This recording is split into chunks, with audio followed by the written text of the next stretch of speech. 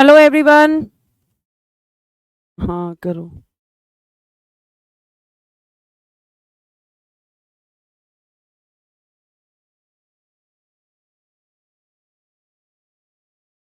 Hello everyone, good afternoon to all of you. कैसे हैं आप लोग? उम्मीद कर रही हूँ सभी लोग अच्छे होंगे, अच्छे से अपनी पढ़ाई कर रहे होंगे और रिवीजन भी आपका अच्छा चल रहा होगा। फटाफट एक बार लाइव आ जाएंगे ताकि हम सेशन को स्टार्ट करें और अपनी जो आपका कल का मैंने बोला था कि संसद की विधायी प्रक्रिया यानी कि लेजिस्लेटिव प्रोसीजर ऑफ पार्लियामेंट को आज हम पढ़ने वाले हैं कि किस तरीके से आपके देश में कानून बनते हैं, क्या प्रक्रिया होती है जिससे हमें गुजरना पड़ता है। ये सारी चीजें आज हम देखेंगे। कल मैंने आपको बताया था कि 3 तरह के विधेयक होते हैं, जिसमें एक साधारण विधेयक जिसको आप ऑर्डिनरी बिल कहते हैं, दूसरा मैंने आपको बताया था कि संविधान संशोधन विधेयक और एक बताया था धन विधेयक। ये 3 तरह के विधेयक मैंने आपको बताए थे। इन तीनों तरह के विधेयकों के बारे में हम जानेंगे और ध्यान रखिएगा कि आपको एकदम फोकस्ड होकर चीजों को पढ़ना है, क्योंकि थोड़ा सा यहाँ पे चीजें आपको कॉम्प्लिकेट लग सकती हैं, लेकिन मैं कॉम्प्लिकेट लगने नहीं दूंगी। आकाश जी, राहुल जी, अमन जी, हरीशचंद्र जी, योगेश, पूजा, शिवानी, भारती, उत्तम, संदीप, सीमा, तबत्रा, प्रभर सिंह जी, सभी को मेरी तरफ से गुड आफ्टरनून, नमस्ते, राधे राधे। प्यारे बच्चों, कैसे हैं आप सभी? अपनी स्माइल के साथ बताइएगा कि भाई आप कैसे हैं।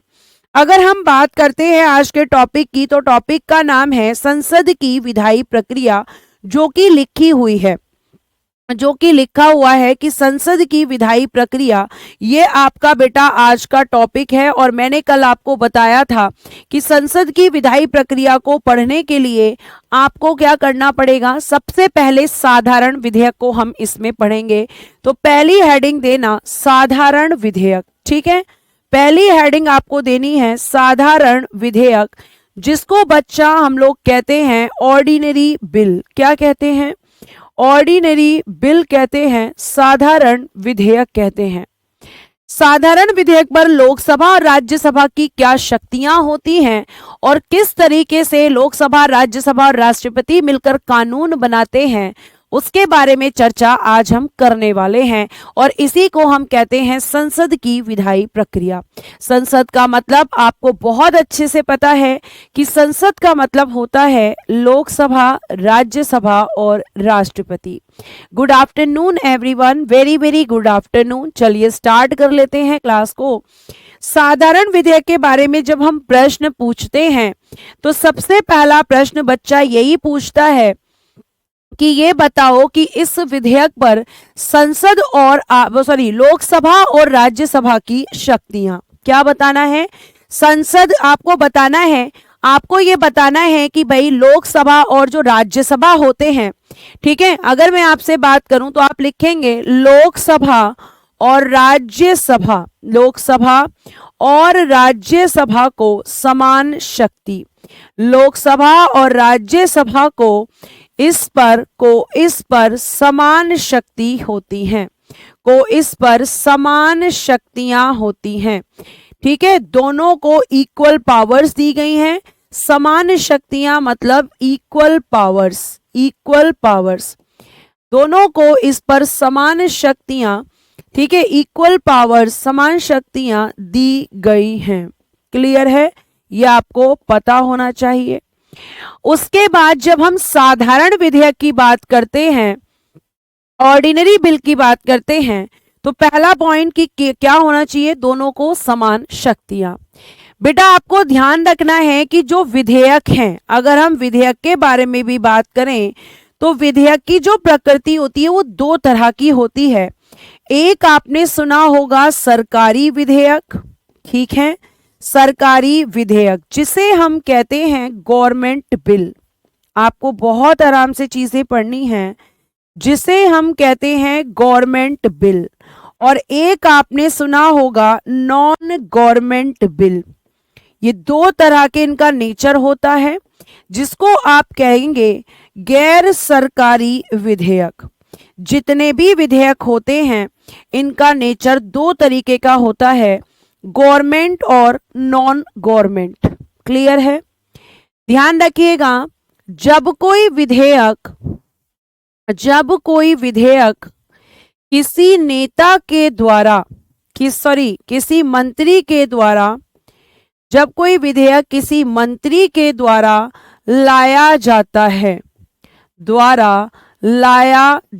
है, तो उसको बेटा हम सरकारी विधेयक कहते हैं।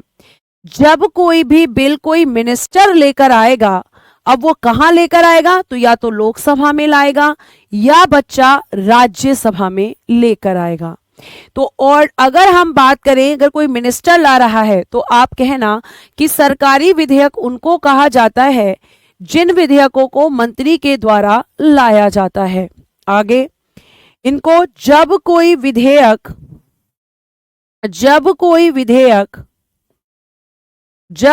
विधेयक किसी संसद सदस्य के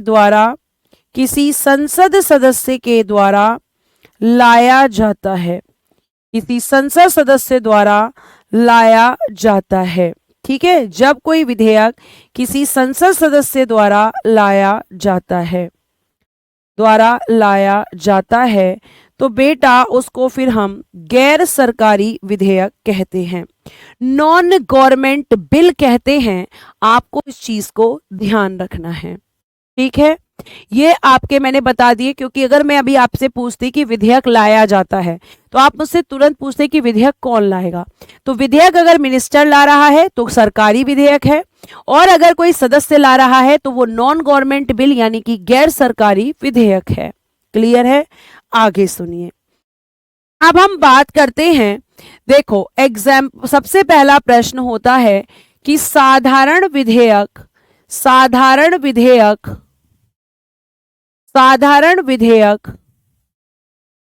कहां पेश किया जाता है। तो आप लिखना साधारण विधेयक संसद के किसी भी सदन में, संसद के किसी भी सदन में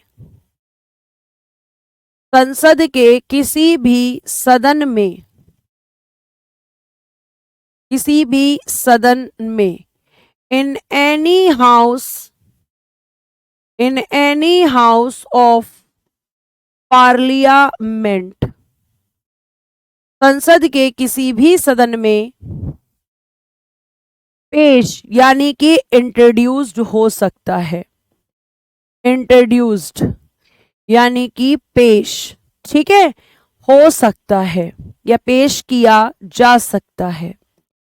तो किसी भी सदन का मतलब है कि बेटा इसको लोकसभा में भी इंट्रोड्यूस कर सकते हैं और इसको राज्यसभा में भी इंट्रोड्यूस कर सकते हैं। कोई भी बिल जब आता है तो सबसे पहले वो इंट्रोड्यूस किया जाता है, सबसे पहले बेटा, ठीक है, सबसे पहले उस बिल की अगर हम बात करें तो वो पेश किया जाएगा, इंट्रोड्यूस जो होगा। कहां पर इंट्रोड्यूस होगा? जैसे अगर मैं बात करूं आपसे तो आपको ध्यान रखना है कि मैं एग्जाम्पल ले रही हूं कि मैं क्या कर रही हूं, लोकसभा में पेश, ठीक है, लोकसभा में पेश यानी कि introduced in Lok Sabha, introduced in Lok Sabha, Lok Sabha में पेश किया जाएगा। ठीक है, तो लोकसभा में ये पेश हो रहा है क्योंकि मैंने एग्जाम्पल ये माना है कि हम इसे लोकसभा में पेश कर रहे हैं। पहला आपका पॉइंट क्या होता है? पेश करना। 1 मिनट बेटा।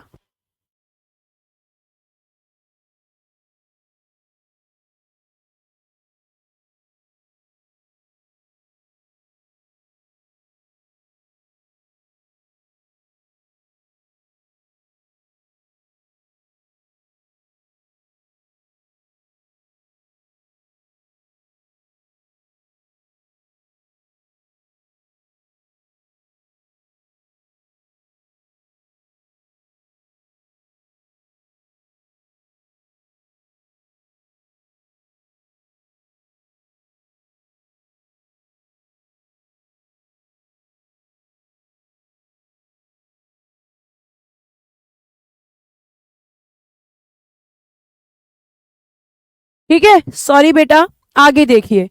लोकसभा में पेश, इंट्रोड्यूस्ड इन लोकसभा, पहला पॉइंट हमेशा होता है कि वो पेश होगा, पहला पॉइंट, ठीक है।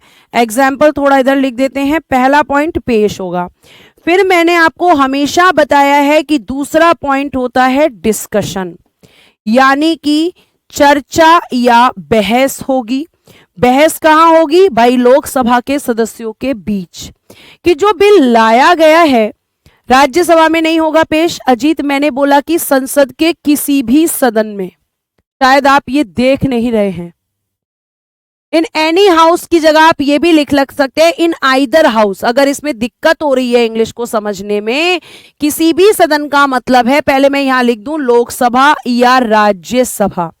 In either house of parliament, in either house of parliament ये बिल इंट्रोड्यूस्ड हो सकता है। अभी इतने बड़े बड़े अक्षरों में मैंने लिखकर बताया है बेटा, इसका मतलब आपका ध्यान क्लास में नहीं है। हाँ जी अल्पा जी, जाऊंगी मैं, ठीक है जाऊंगी। तो आपको पता होना चाहिए ये चीज कि किसी भी सदन में पेश कर सकते हैं। अभी मैं बताऊंगी कि जब राज्यसभा में करेंगे तो क्या होगा। लाइन जो लिखी गई है वो सिर्फ लिखने के लिए नहीं लिखी गई है, आपको समझाने के लिए लिखी गई है। राज्यसभा में भी पेश हो सकता है, लोकसभा में भी। मैंने एग्जाम्पल लिखा है कि उदाहरण, हम एक उदाहरण ले रहे हैं कि हम इसे लोकसभा में पेश कर रहे हैं, ऐसा नहीं कि ये राज्यसभा में पेश नहीं होगा। ठीक है, आगे देखिए, आगे देखिए, डिस्कशन चर्चा या बहस। और तीसरा पॉइंट ऐड करेंगे कि डिस्कशन होने के बाद ये लोकसभा से पारित होगा, लोकसभा से पारित।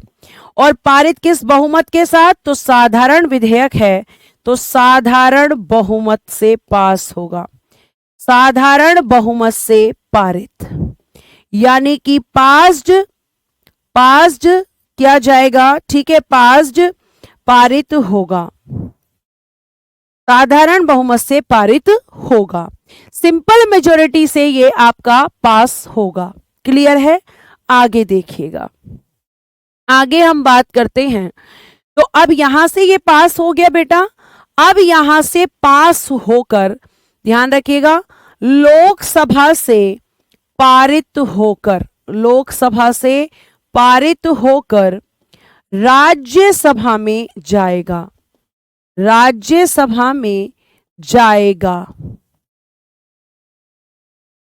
क्लियर है? यहां जाएगा, उसके बाद बेटा यहां पर भी क्या होगा? फिर ये राज्यसभा में जाएगा तो राज्यसभा में भी पहला पॉइंट राज्यसभा में पेश होगा, फिर राज्यसभा में भी इस पर चर्चा होगी, और फिर ये राज्यसभा में साधारण बहुमत से पारित, राज्यसभा में साधारण बहुमत से पारित।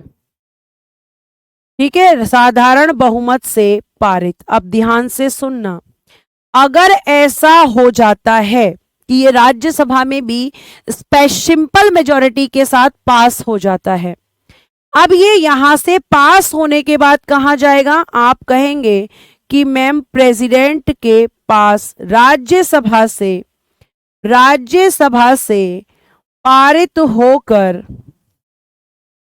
पारित होकर राष्ट्रपति के हस्ताक्षर के लिए, हस्ताक्षर यानी कि सिग्नेचर, हस्ताक्षर के लिए जाएगा, हस्ताक्षर के लिए जाएगा। ठीक है, और अगर प्रेसिडेंट ने सिग्नेचर कर दिया तो फिर ये आपका अधिनियम या कानून बन जाएगा। लेकिन अगर मैं आपसे बात करूं तो आपको ध्यान रखना है कि ये तो साधारण तरीके से चीजें हो गई, लेकिन हमेशा सारे विधेयक पारित हो जाएं ये जरूरी नहीं होता। तो अब क्या हो सकता है कि जब ये राज्यसभा में जाता है बेटा, तो आपको ध्यान रखना है कि एक ऑप्शन तो ये होता है कि राज्यसभा, राज्यसभा इसे पारित कर दे, या अब लिखेंगे या और 6 माह तक अपने पास रखे, 6 माह तक अपने पास रखे, या इस विधेयक को अस्वीकार कर दे,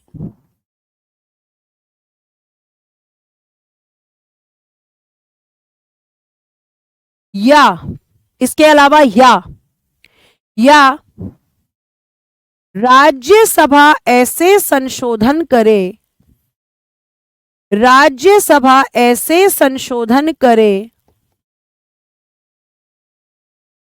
जिससे लोकसभा सहमत ना हो। अब आप मेरी बात को जरा ध्यान से सुनना। अगर बिल पास कर देगी तो फिर तो कोई प्रॉब्लम है ही नहीं, वो तो फिर प्रेसिडेंट के पास जाएगा, वो सिग्नेचर करेंगे तो कानून बन जाएगा, ठीक है। लेकिन अगर वो 6 माह तक अपने पास रख लेती है तो माना जाएगा कि झगड़ा हो रहा है, या इस बिल को अस्वीकार कर देती है, रिजेक्ट कर देती है, तो भी माना जाएगा कि भाई यहां पे क्या हो रहा है, ठीक है, कि यहां पे झगड़ा माना जाएगा। अगर आपका ये वाला और बेटा अगर ये वाला, इनमें से अगर कोई भी कारण होता है, कोई भी रीजन इनमें से अगर बिल पर आता है, तो यह माना जाता है कि लोकसभा और राज्यसभा के बीच साधारण विधेयक पर, लोकसभा और राज्यसभा के बीच साधारण विधेयक पर झगड़ा हो रहा है। यह आपको ध्यान रखना है। तो आपको पता होना चाहिए कि यहां पर यह बिल जो है, जब एक सदन से पास होकर दूसरे सदन में जाता है तो दूसरे सदन के पास ये शक्तियां होती हैं कि या तो वो पारित करे, या 6 महीने तक अपने पास रखे, या इस विधेयक को अस्वीकार कर दे, या फिर बेटा इसमें ऐसे संशोधन करे कि दोनों हाउस में सहमति नहीं बन पा रही है। ध्यान रखना कि अगर ऐसा होता है तो क्या होता है, ध्यान रखना, लिखिएगा यहां पर, अगर साधारण विधेयक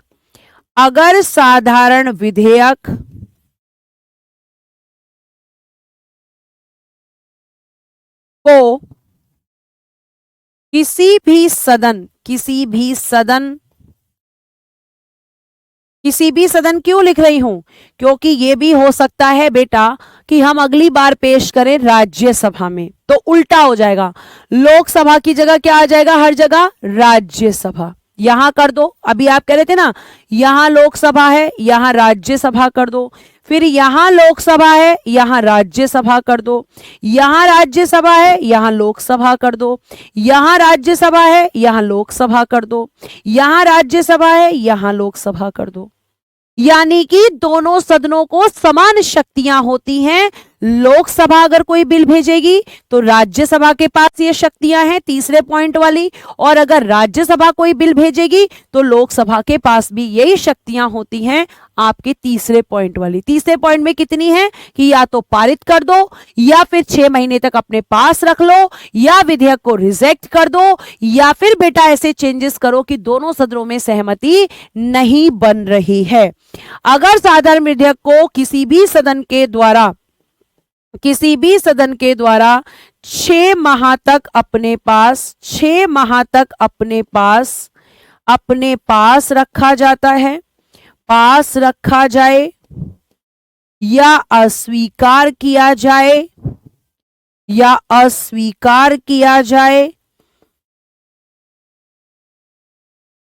या ऐसे परिवर्तन या ऐसे संशोधन किए जाएं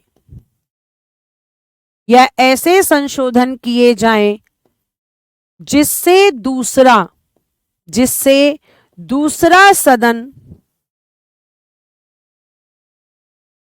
सहमत ना हो, तो ये कहा जाता है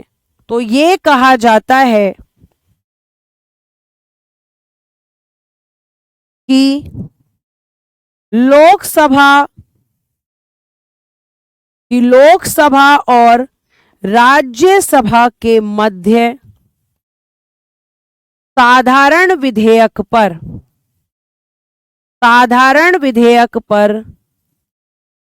विवाद उत्पन्न हो गया है, पर विवाद उत्पन्न हो गया है।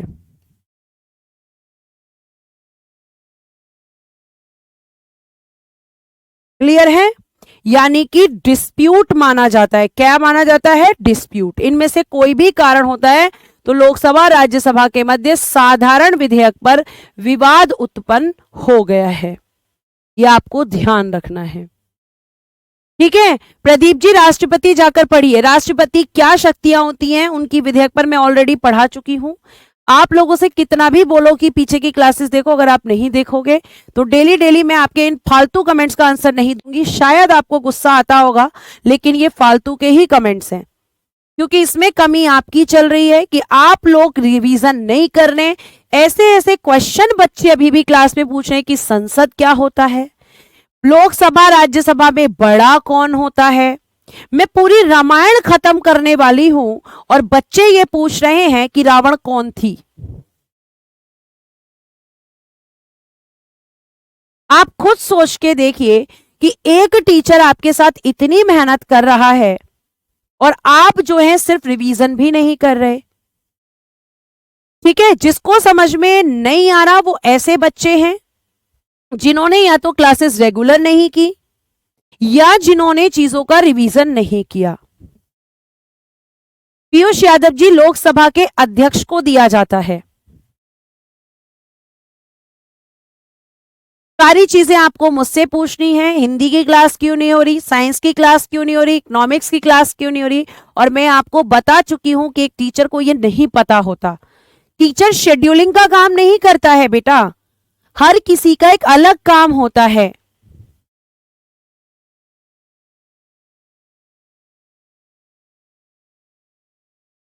ठीक है, कल की पीडीएफ नहीं पढ़ी है, मैं चेक करके उसको डलवा दूंगी। आप लोग अपनी आदत से मजबूर हो गए हैं। आपको क्लास में फोकस नहीं करना है, केवल कमेंट्स करना है। एक एक शब्द को 10-10 बार मैं समझाती हूं ताकि सारे बच्चों को अच्छे से समझ आए। पॉलिटी अगर बच्चे पढ़ें तो वो ऐसा पढ़े कि उनको फिर रिवीजन की जरूरत हो, केवल दोबारा पॉलिटी पढ़ने की जरूरत नहीं पड़े। जी माही जी, मुझे पता है कि रावण कौन था बोलेंगे, लेकिन मैंने कौन थी इसलिए बोला है कि बच्चों को पता ही नहीं है कि रावण मेल था या फीमेल था। ये कहावत कही जाती है। ठीक है, ये एक कहावत है। ये सब चीजें बेटा नहीं चलने वाली। कोई भी सब्जेक्ट हो रिवीजन मांगता है, रिवीजन नहीं करोगे तो हमेशा परेशान रहोगे। और उसमें टीचर की गलती नहीं होती। टीचर की गलती तब है जब वो आपको यहां पे सेटिस्फाई नहीं कर पा रहा अपने कंटेंट से। अगर सेटिस्फाई नहीं कर पा रहा तो फिर सारे बच्चे इस चीज को लिखेंगे, लेकिन 4-5 बच्चे ही क्यों, और कॉन्टिन्यूसली वही कमेंट करते रहते हैं। ठीक है, अब देखिएगा यहां पर तो ये आपका डिस्प्यूट हो गया। अब जैसे ऐसे मान के चलो कि जैसे आपके घर में कोई खाने की चीज आई और आप घर में बहन भाई रहते हैं, तो खाने की चीज को लेकर ही बेटा क्या होता है, खाने की चीज को लेकर झगड़ा हो जाता है या किसी और चीज को लेकर आपके बीच झगड़ा हो जाता है। तो आपके मम्मी पापा क्या करते हैं बेटा, आपके मम्मी पापा आपके बीच में बैठकर आपको समझाते हैं कि ऐसे मत करो, आराम से रहो, बहन भाई हो, अच्छे से रहना चाहिए। तो यहाँ पे जो आपका मम्मी पापा ने आपका काम किया है, जब लोकसभा और राज्यसभा नाम की दो बहनें यहां पर झगड़ेंगी तो इस काम को करेंगे राष्ट्रपति। मतलब वो इन दोनों के बीच में सहमति बनाएंगे। वो इन दोनों से कहेंगे कि भाई झगड़ा मत करो। तो आपका क्या करना है कि जब विवाद उत्पन्न होता है तो ध्यान से सुनना, विवाद का समाधान करने के लिए, विवाद का समाधान करने के लिए, समाधान करने के लिए राष्ट्रपति द्वारा, राष्ट्रपति द्वारा आर्टिकल 108, मोस्ट इंपॉर्टेंट आर्टिकल, के राष्ट्रपति के द्वारा आर्टिकल 108 के तहत संयुक्त अधिवेशन, संयुक्त अधिवेशन जिसको हम कहते हैं जॉइंट सेशन, संयुक्त अधिवेशन जॉइंट सेशन बुलाया जाता है। ठीक है, अगली बार तो पहली बात आपसे क्वेश्चन कैसे पूछेगा, जॉइंट सेशन कहाँ है, आर्टिकल 108 में है। कौन बुलाता है, राष्ट्रपति बुलाते हैं। क्यों बुलाते हैं, जब लोकसभा और राज्यसभा के मध्य साधारण विधेयक पर विवाद उत्पन्न होता है तब राष्ट्रपति जी मैम जॉइंट सेशन को बुलाते हैं कि दोनों के सदस्य आइए, आकर बैठिए, और उसके बाद आपको ध्यान रखना है कि उसके बाद वहां पर डिस्प्यूट्स को खत्म किया जाता है। ठीक, जॉइंट सेशन आ गया। अब अगला प्रश्न आपका यह होना चाहिए कि संयुक्त अधिवेशन की अध्यक्षता, संयुक्त अधिवेशन की अध्यक्षता, संयुक्त अधिवेशन की अध्यक्षता।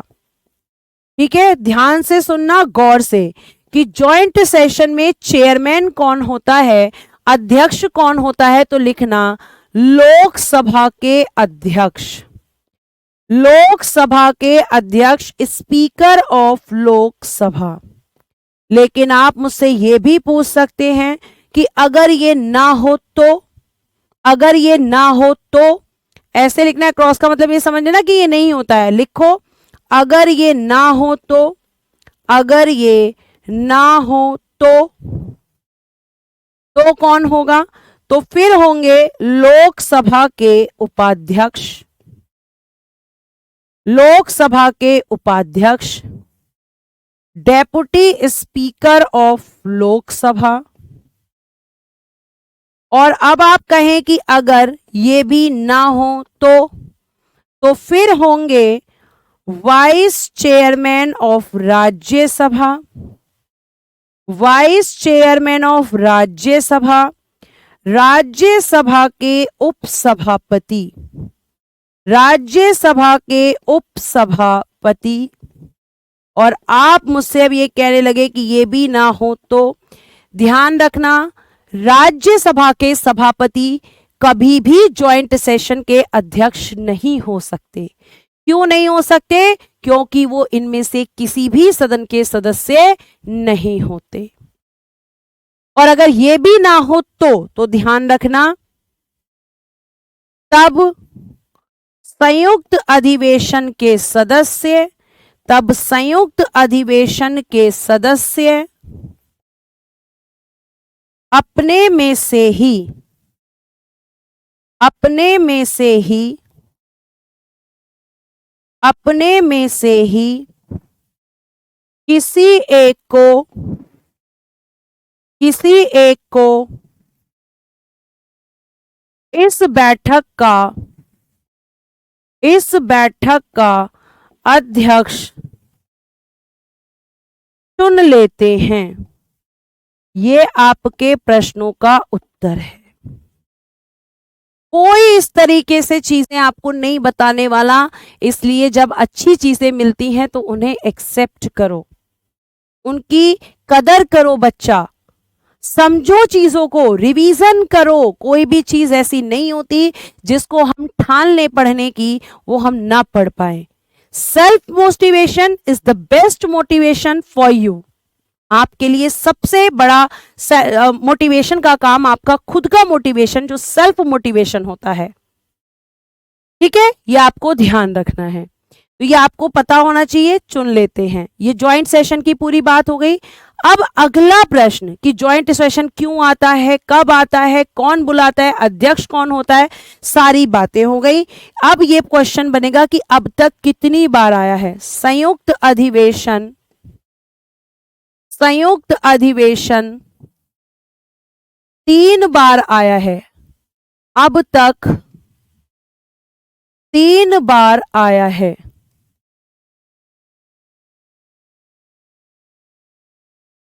और ध्यान रखना कि जॉइंट सेशन में भी जो विधेयक पास होगा वो साधारण बहुमत से ही होगा, क्योंकि साधारण विधेयक साधारण बहुमत से ही पारित होते हैं।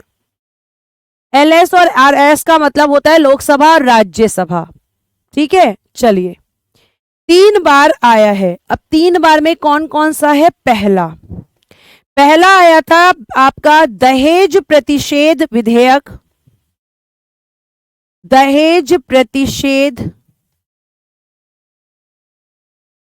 दहेज प्रतिषेध विधेयक।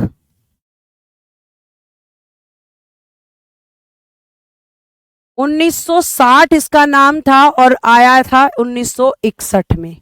और 1961 में जब आया तो आपके देश के पीएम थे पंडित जवाहरलाल नेहरू। ठीक है, पंडित जवाहरलाल नेहरू। दूसरा, दूसरा लिखिएगा बैंकिंग सेवा,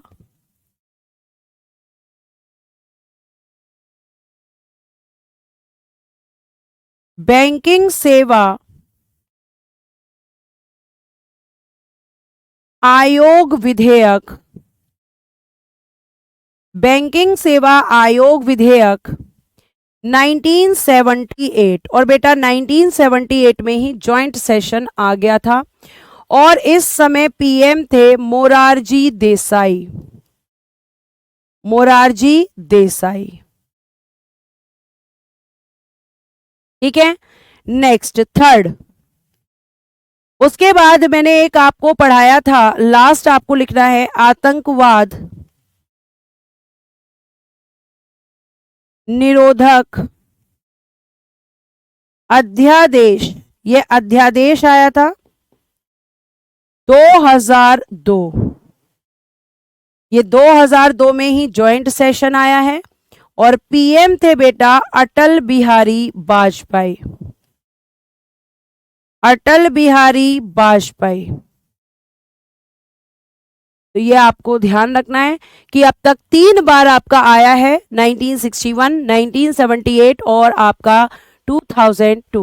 मैम इसमें प्रेसिडेंट चेयरमैन क्यों नहीं हो सकते जबकि अधिवेशन बुलाते हैं? क्योंकि हरीश चंद्र आर्य जी, आपका संविधान ऐसा कहता है कि लोकसभा की जो संयुक्त बैठक होगी, सॉरी संयुक्त बैठक की अध्यक्षता लोकसभा के अध्यक्ष करेंगे, राष्ट्रपति नहीं, क्योंकि संविधान में ऐसा लिखा गया है।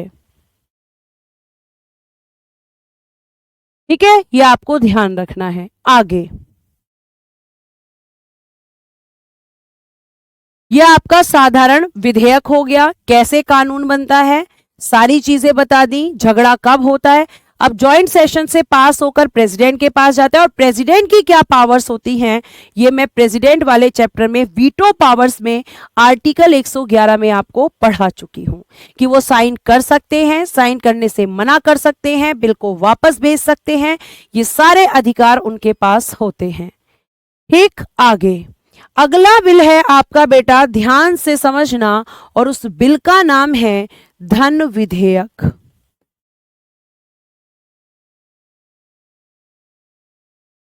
जिसको हम कहेंगे मनी बिल। इसके बारे में लिखना, इस विधेयक को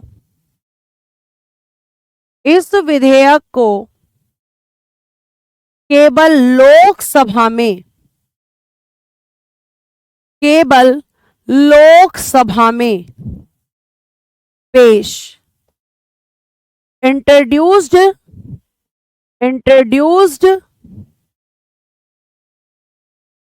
इंट्रोड्यूस्ड ओनली इन लोकसभा, केवल लोकसभा में पेश होता है, ये कभी राज्यसभा में पेश नहीं होता। इसके नीचे ही लिख देती हूं, कभी भी राज्यसभा में पेश नहीं, कभी भी राज्यसभा में पेश नहीं, पेश नहीं। इसको आप एक बॉक्स में बंद कर लेंगे ताकि आपको याद रहे। आगे लिखेंगे लोकसभा में पेश किया जाता है, लोकसभा में पेश किया जाता है, इसी पेन से लिखती हूं ताकि कंफ्यूजन ना हो। लोकसभा में पेश किया जाता है, किया जाता है राष्ट्रपति की, राष्ट्रपति की, राष्ट्रपति की अनुमति के बाद, राष्ट्रपति की पूर्व अनुमति के बाद। राष्ट्रपति की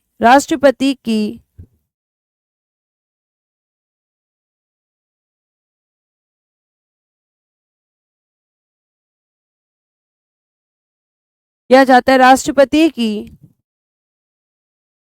पूर्व अनुमति के बाद, यानी पहले राष्ट्रपति से सिफारिश मतलब परमिशन लेनी पड़ती है, और ये बात कही गई है आर्टिकल 109 में। आर्टिकल 109 ये कहता है कि लोकसभा में हमेशा आपका मनी बिल प्रेजेंट होगा, ये कभी भी राज्यसभा में प्रेजेंट नहीं होगा। और इस बात को ध्यान रखिएगा कि इसके पेश होने से पहले, लोकसभा में पेश करने से पहले राष्ट्रपति के पास जाया जाएगा, उनसे परमिशन ली जाएगी और देन ये लोकसभा में पेश होगा। अगर आप उससे पूछें कि क्या ये राज्यसभा में पेश हो सकता है, तो नहीं हो सकता। साधारण विधेयक लोकसभा या राज्यसभा कहीं भी पेश हो सकता है, लेकिन ये आपका पेश नहीं होगा। ठीक है, आपको ध्यान रखना है। ठीक है, तो ये आपका कहां पे कही गई है बातें, आर्टिकल 109 में, कि इस विधेयक को केवल लोकसभा में पेश किया जाता है राष्ट्रपति की पूर्व अनुमति के बाद, अकॉर्डिंग टू आर्टिकल 109। ठीक है, ये आपको ध्यान रखना है। शिवा, जिस बुक में आपने पढ़ा है उस बुक का फोटो मुझे टेलीग्राम पे भेज दीजिएगा लेके। आगे देखिएगा, आगे अगर हम बात करते हैं तो आपको एक चीज और ध्यान रखनी है कि पहला पॉइंट हो गया कि मैम ये पेश हो गया। दूसरा पॉइंट क्या होगा बेटा, इस पर फिर चर्चा होगी। और तीसरा पॉइंट होगा कि बेटा चर्चा के बाद में ये क्या होगा, ये लोकसभा से पारित होगा, लोकसभा से पारित। और यहां से पारित होकर, अब आप लिखेंगे लोकसभा से पारित होकर राज्यसभा में जाएगा।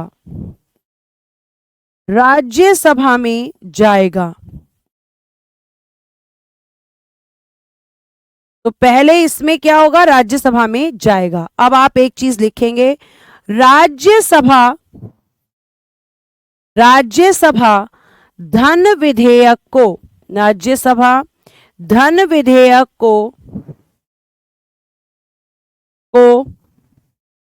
पारित कर सकती है या 14 दिनों तक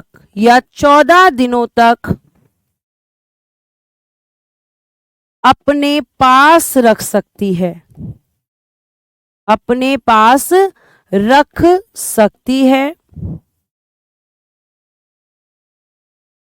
केवल यही पावर होती है कि भैया या तो पास कर दो या 14 दिन तक अपने पास रख लो। आगे देखना, 14 दिनों तक अगर राज्यसभा 14 दिनों तक अगर 14 दिनों के अंदर, ऐसे लिखना, 14 दिनों के अंदर अगर राज्यसभा इसे पारित नहीं करती,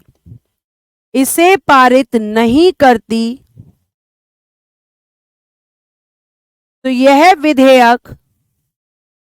विधेयक दोनों सदनों द्वारा दोनों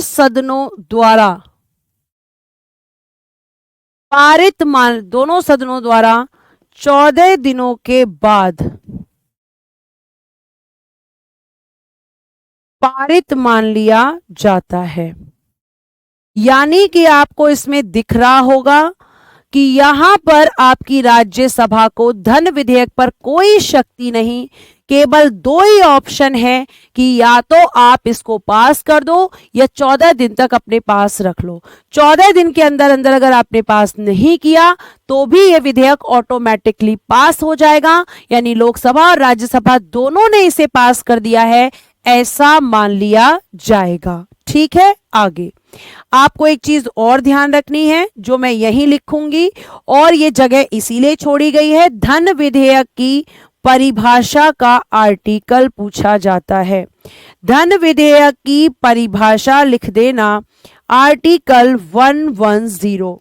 definition of money bill, definition of money bill कहां पर है? तो मैम आर्टिकल 110 में हमारे धन विधेयक की परिभाषा है। धन विधेयक पर राज्यसभा से ज्यादा शक्तिशाली है लोकसभा, क्योंकि राज्यसभा आप देख रहे हो कि केवल 14 दिन तक इसे अपने पास रखने की शक्ति है। यह आपको ध्यान रखना है, ठीक है। ये चीजें यहां तक अगर समझ में आ गया है तो प्लीज एक बार थम्स अप करके भेजिए, ताकि मैं नेक्स्ट विधेयक जब आपको बताऊं तो आपको चीजें समझ में आए। अब यहां पे एक लाइन और लिखनी है जो मैं आपको पहले भी लिखवा चुकी हूं, नोट डालकर। जब यह बिल, अच्छा कौन सा विधेयक, इसका आंसर आप दोगे, कौन सा विधेयक धन विधेयक होता है? कौन सा विधेयक धन विधेयक होता है, धन विधेयक होगा? इसका निर्धारण कौन करेगा? जल्दी बताओ, इसका निर्धारण कौन करेगा? ये आपका प्रश्न है जो आपको नोट में लिखना है, क्योंकि मैं इसे पहले भी लिखवा चुकी हूं, इसलिए प्रश्न आपसे ही पूछूंगी, ठीक है। चलिए, बहुत बढ़िया। Thank you for your response everyone. चलो बहुत बढ़िया, वेरी गुड बच्चों, बहुत बढ़िया। आपसे यही उम्मीद थी मुझे। जो बच्चे डेली पढ़ रहे हैं, अगर आप प्रैक्टिस करेंगे तो कोई क्वेश्चन आपकी पहुंच से बाहर नहीं होगा, ये मैं आपसे कह सकती हूँ। अब आप सिर्फ मुझे इस क्वेश्चन का आंसर दे दीजिए कि इसका निर्धारण कौन करता है। बहुत बढ़िया, लोकसभा के अध्यक्ष। कौन करता है? Speaker of Lok Sabha, speaker of Lok Sabha, Lok Sabha के अध्यक्ष करते हैं कि कौन सा विधेयक धन विधेयक होगा। मैंने ये पहले ही लिखवाया था। मतलब जब ये लोकसभा से राज्यसभा में जाता है तो जाने से पहले स्पीकर इस पे अपना साइन करते हैं, स्टैंप लगा देते हैं, जिससे राज्यसभा को ये पता चल जाता है कि ये आपका बिल जो आया है उसके पास वो एक धन विधेयक है। जिन बच्चों ने आंसर किया है लोकसभा अध्यक्ष, उन सभी को ऑल द बेस्ट। ऐसे ही पढ़िए, ऐसे ही रिवीजन कीजिए, ठीक है। आगे देखिएगा नेक्स्ट। अगर मैं आपसे बात करूं तो लास्ट होता है आपका संविधान संशोधन विधेयक, संविधान संशोधन विधेयक, यानी constitution amendment bill, constitution amendment bill. ध्यान से सुनना, संविधान में संशोधन, संविधान में संशोधन आर्टिकल 368 के अनुसार संसद द्वारा किया जाता है, संसद द्वारा किया जाता है। ध्यान से समझना इस बिल को, ठीक है, इंपॉर्टेंट है। आगे नेक्स्ट देखना, कॉन्स्टिट्यूशन अमेंडमेंट बिल। इस विधेयक पर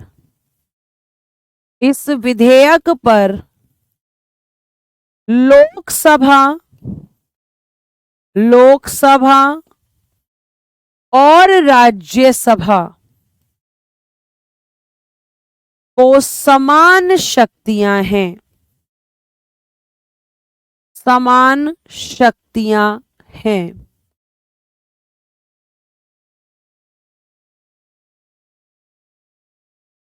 यह विधेयक लोकसभा या राज्यसभा कहीं भी पेश हो सकता है, कहीं भी पेश हो सकता है। यह विधेयक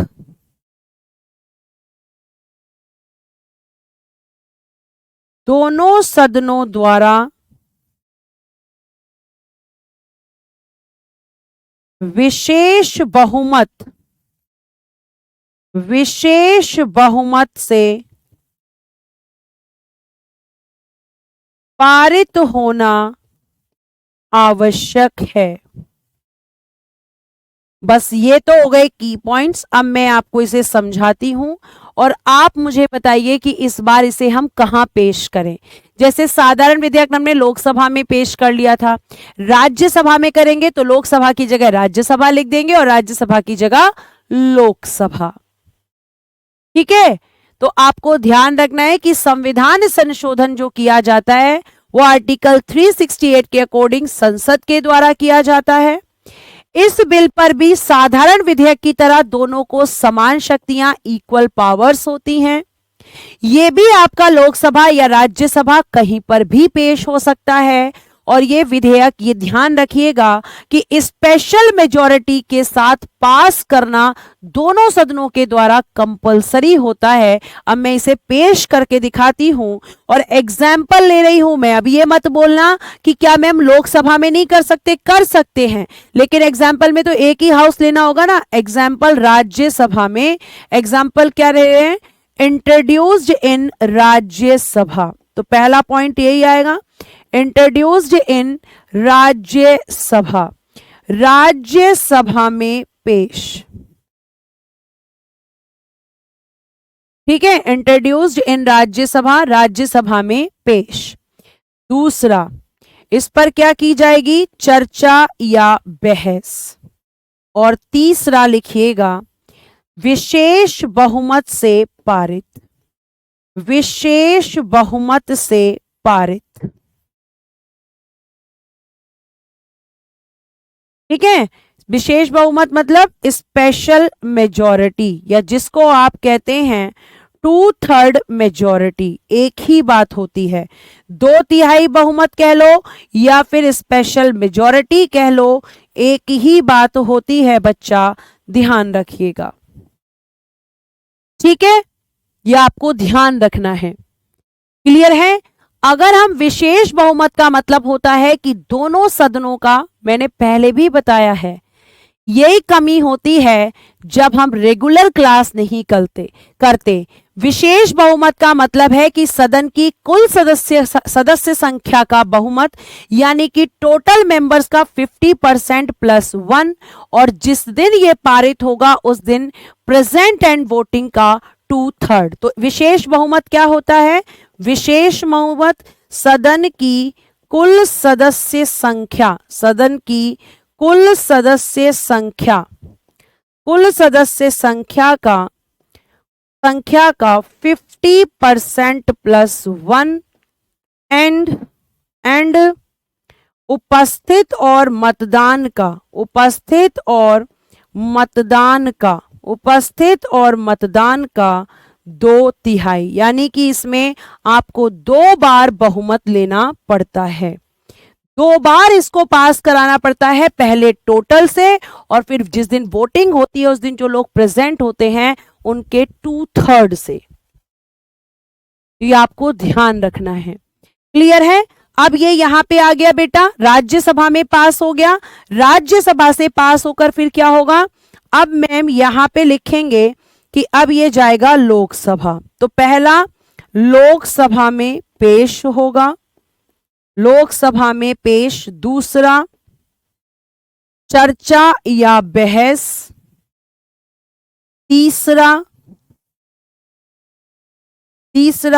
तीसरा होगा विशेष बहुमत से पारित, विशेष बहुमत से पारित। अब तीसरा पॉइंट यहीं खत्म नहीं होगा, पारित या और क्या हो सकता है, विशेष बहुमत से पारित या लोकसभा द्वारा अस्वीकार, लोकसभा क्या कर दे, इसे अस्वीकार कर दे, रिजेक्ट कर दे। लोकसभा 6 माह तक अपने पास रखे, तक अपने पास लोकसभा ऐसे संशोधन करे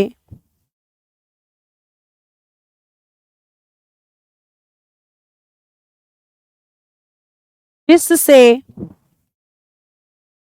राज्यसभा सहमत ना हो। ठीक है, तो अगर बेटा ये होता है तो फिर ये किसके पास जाएगा? अगर ये होता है, अगर ये होता है, ये क्या हो गया भाई? ये अपना आप ऊपर कैसे पहुंच गई इरेजर?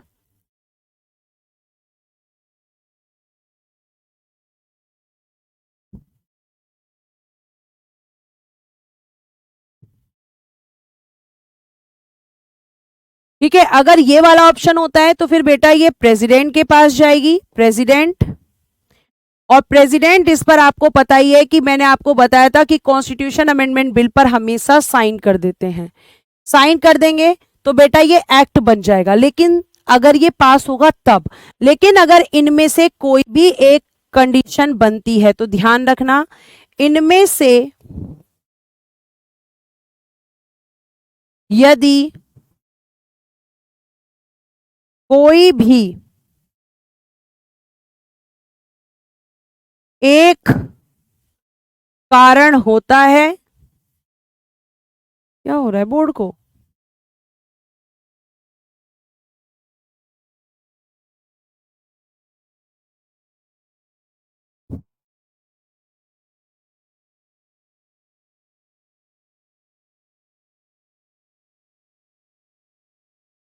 रुक जाओ, कारण होता है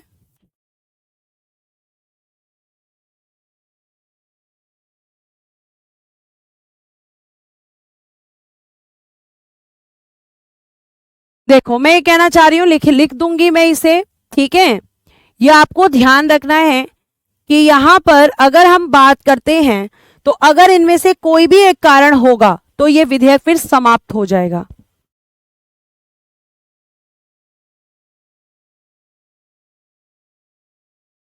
ठीक है, तो क्या हो जाएगा? अगर इनमें से कोई भी एक कारण होता है, ठीक है, तो फिर ये विधेयक खत्म हो जाएगा। अब आप कहो कि मैम इसे अगर हम राज्यसभा में पेश करें, लोकसभा में, तो बेटा जहां राज्यसभा है वहां लोकसभा कर दो, और जहां लोकसभा है वहां राज्यसभा कर दो। राज्यसभा भी 6 महीने रख सकती है, बिल्कुल रख सकती है, सेम पावर्स होंगी। मैंने क्या कहा कि अगर आप इसे लोकसभा में पेश कर रहे हो तो राज्यसभा की जगह लोकसभा और लोकसभा की जगह राज्यसभा। अगर कोई भी एक कारण होता है तो आपको ध्यान रखना है कि यहां पर आपका, ठीक है, कोई भी एक कारण होगा उनमें से अगर वो पारित नहीं होता है 6 महीने तक अपने पास रखे तो ये विधेयक खत्म हो जाता है। इसमें ज्वाइंट सेशन नहीं आता।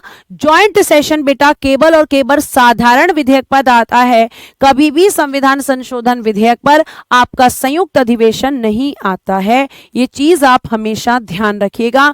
उनमें से अगर कोई भी एक कारण होगा तो फिर विधेयक सीधा समाप्त होगा, खत्म होगा, क्योंकि दोनों ही सदनों के द्वारा विधेयक का पारित होना जरूरी होता है। अगर नहीं होगा, कोई भी एक सदन पास नहीं करेगा तो कभी भी संविधान में संशोधन नहीं हो सकता। इस बात को ध्यान रखिएगा, दोनों का अनिवार्य है पास करना। ठीक है, तो चलिए आज के लिए हम इतना ही रखते हैं, बाकी की चीजें कल की क्लास में। Thank you so much, bye bye. वो लाइन लिख लेना कि अगर इनमें से कोई भी एक कारण होगा तो फिर विधेयक जो है वो समाप्त हो जाएगा, कभी भी वो नहीं बढ़ेगा। और लिख लेना, संविधान संशोधन विधेयक पर कभी भी संयुक्त बैठक नहीं आती है, कभी भी संयुक्त बैठक नहीं आती है। ठीक है, चलिए आज के लिए इतना ही। Thank you so much, bye bye, take care and good day everyone.